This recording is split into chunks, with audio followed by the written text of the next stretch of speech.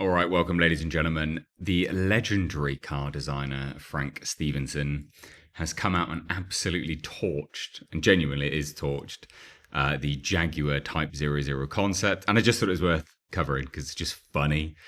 This chap, Frank Stevenson, has designed epic cars. The McLaren P1, for starters, right? Like, he knows what he's talking about when it comes to car design. He's been in the game for a very, very long time. And I just saw this, and I just thought it was well worth covering. It's so funny. It's so funny. I mean, look at this awful design. And I mean, what a headline! Forgettable from nearly every angle.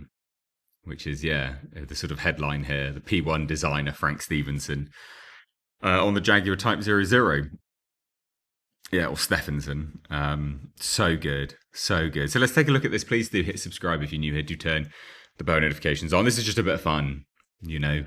It goes to show you that lots of people in the car world were saying, no, Jaguar, that people will grow to like it. No, it's awful. It's a terrible design. It's really not a good design. And someone of such a high caliber as Frank chiming in with this is just comical as hell. So as it says here, look, Frank Stephenson is a car designer with more hits than the Beatles, including the Escort RS Cosy, the first BMW Mini, Mazda MC12, numerous Ferraris, and the McLaren P1. These days he runs his own consultancy, Frank Stephenson Design, and here he shares his views on a little-known concept called the Type 00. Oh dear. So he says this, look, the Jaguar Type 00 feels like a concept that wasn't fully thought through before it went to prototype. This is just gold to me. I love it. Visually, it presents a number of bold ideas, which it does, but none seem fully resolved. The car looks promising at a distance, but disappointing up close. And there are actually elements of it which I like. So I mean, I've gone on record and said that actually, it was like the rear three quarters is not a bad looking part of the car. There are elements where you're like, oh, some of that looks okay in isolation, but then when you put it as a whole, you're like, this is rough as boots, man. It's a very ugly car. It continues further and says the overall design lacks cohesion and seems unfinished. That's a recurring theme, unfinished surfaces. Many panels appear flat and unrefined, like early stage clay work. Now again, remember, this is someone that has been in the design world for decades. There's no sense of surface entertainment, nothing sculptural or dynamic to catch the light or hold visual interest. I mean, this is a brutal takedown and completely honest. And I think truthful as well, subjectively, but from my sense, truthful. It's hard to find a single point of interest across the body, making the car forgettable from nearly every angle. The proportions feel forced. The plus-size wheels are attention-seeking, albeit in a toy-like manner. The car severely misses the Jaguar villainy. The enormous wheels also distract from the front end and reinforce the impression that this is a design where individual elements were created in isolation and stitched together later. So brutal. And you know what? I mean, he's right when he says that it severely misses the Jaguar villainy. The thing about it is there's nothing reminiscent of any Jaguar car in there at all, right? Like it doesn't look like a Jaguar. And, you know, playing devil's advocate for Jaguar, that was kind of the point.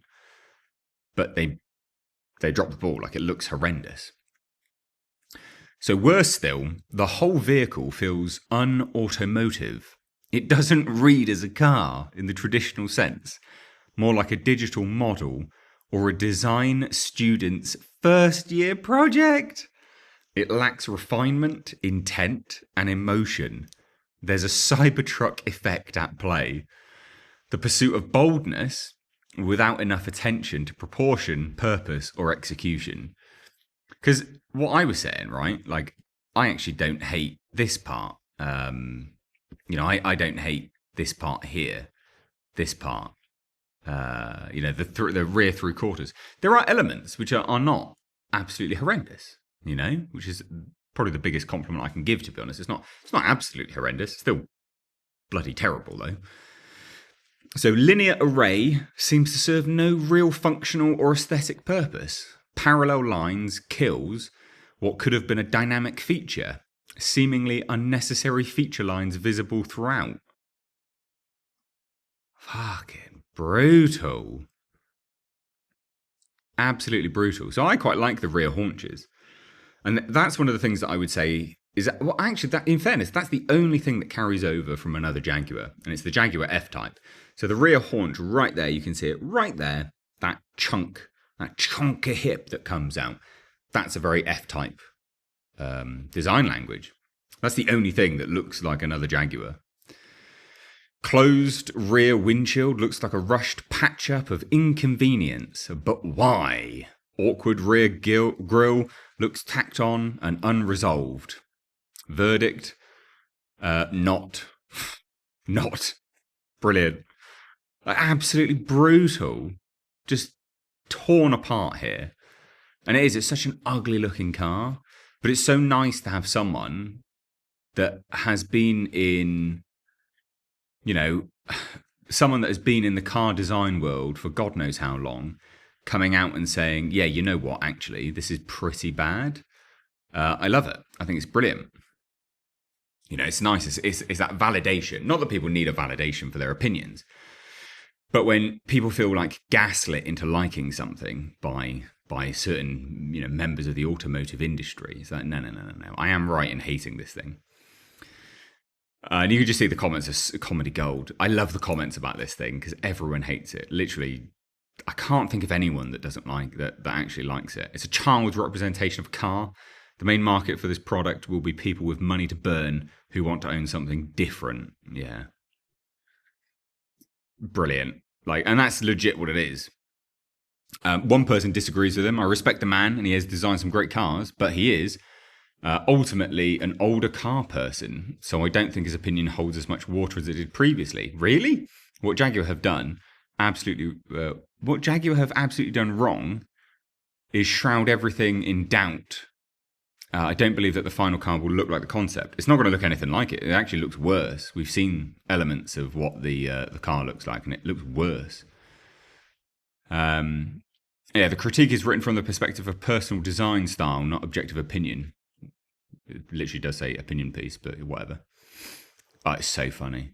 Impression I get from people who actually like it, defend it, is not that the design is good, despite some rather desperate attempts to defend it, but that it is a statement. It seems like an almost comical, childish attempt to get attention. Anyway, this is literally just a bit of fun. Why not? What do you guys think, though? Let me know down below. Bye-bye now.